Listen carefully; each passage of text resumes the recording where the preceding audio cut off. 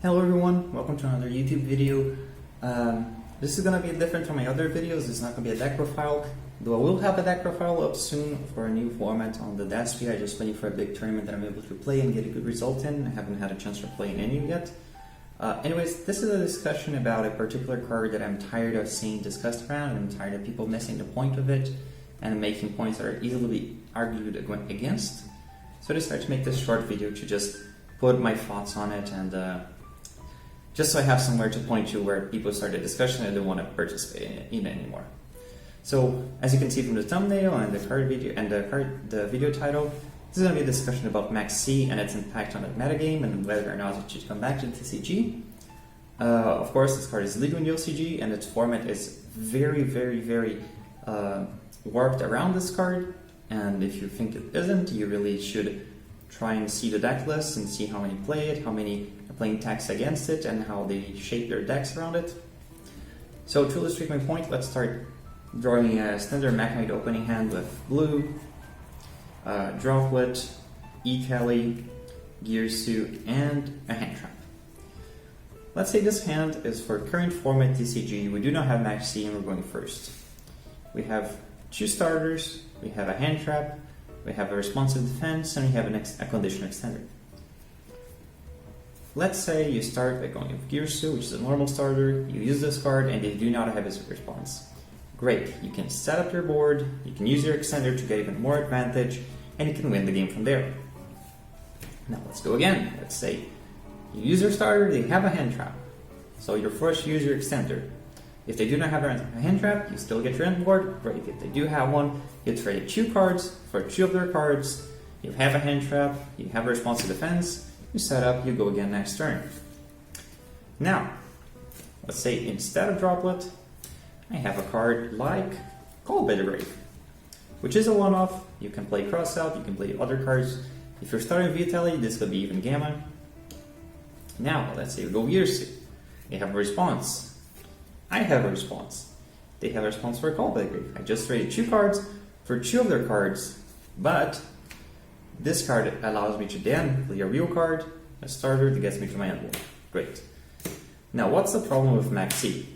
Now, let's say I'm in a format where Maxx C is legal, and I start my play with Gear Suit. This is my starter. I have extenders. I do not care what they respond, except they responded to Maxx C. Now, this card is not going to trade 1-for-1 Gear Suit.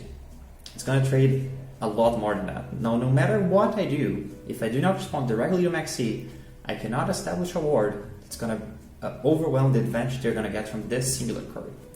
For example, Gear Suit resolving all the way up to Avamax is going to give them something like 8 or 9 draws, if I'm not mistaken. If they decide to use the E-Tally to try and dig for a hand trap or something like that with Chaos Ruler, that's going to give them even more advantage, at least 3 more draws. We can see that this made them going second fair, because they got one card that was able to stop my turn or have me respond. And that's the argument a lot of people make. And it would be correct, except it doesn't make it fair at all. Because let's say I trade my hand trap with a copy of Maxx C, and I'm going first. Now let's get the same scenarios. I go first. You do not have a hand trap. I set up my board. Except now I have Maxx C. Gear Suit by itself can set up Orcus Crescendo, which is a counter trap that allows me to negate basically any response my opponent would have at the moment I activate Maxx C. So my setup makes it so I can respond what my opponent would use to stop my Maxx C on their turn. Meaning, going first, you're more likely to resolve Maxx C. Now, let's say you are going first, but you did not draw Maxx C. Because Maxx C is in format, you have to build your deck around it. So you have to build your deck with 1 copy of Called by the Grave, 3 copies of Crossout, 3 copies of Maxx C, 3 copies of Ash Blossom, and most likely 3 copies of Gamma.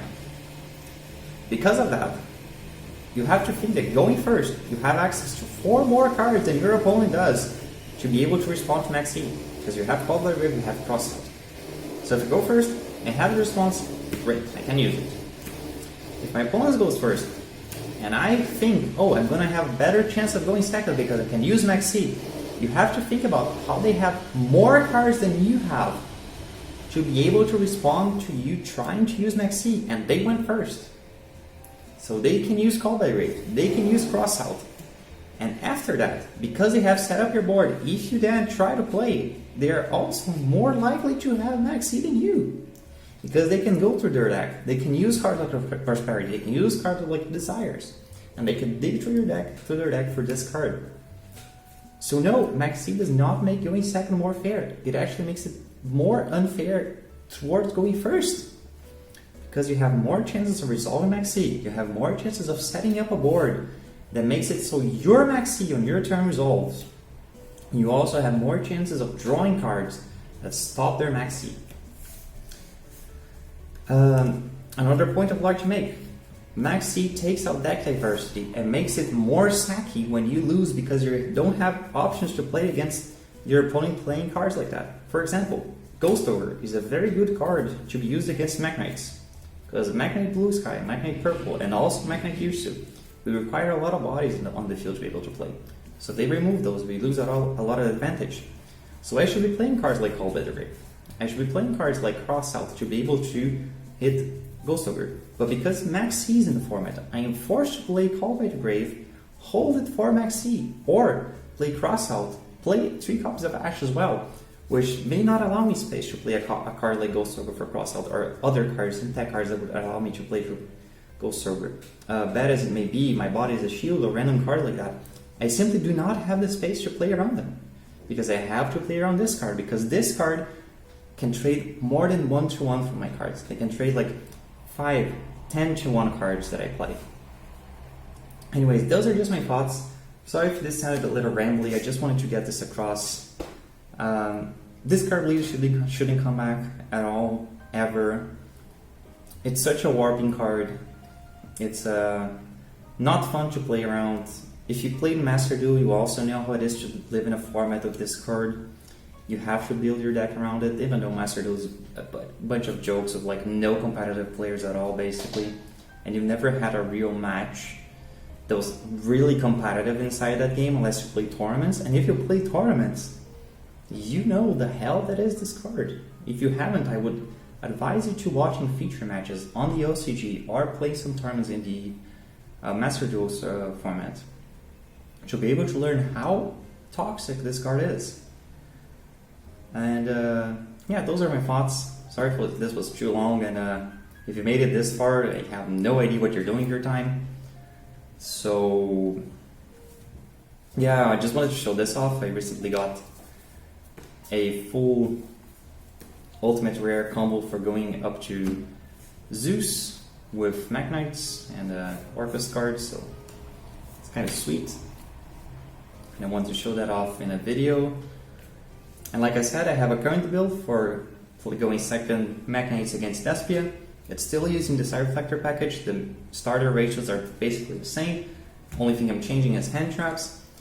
I'm still not sure how much I'm going to use Ghost Ogre, Ghost Bell or Diddy Crow. I'm going to see the YCS right now that's happening in Colombia to see how many decks are using the Bread and the Meltdown card and how many aren't, and seeing how I feel like the deck can best deal through it. But at the moment, I do not know how I'm going to go fully on that front. So I'll let you know, guys, when I have a good resultant deck. Thanks for watching and have a nice day.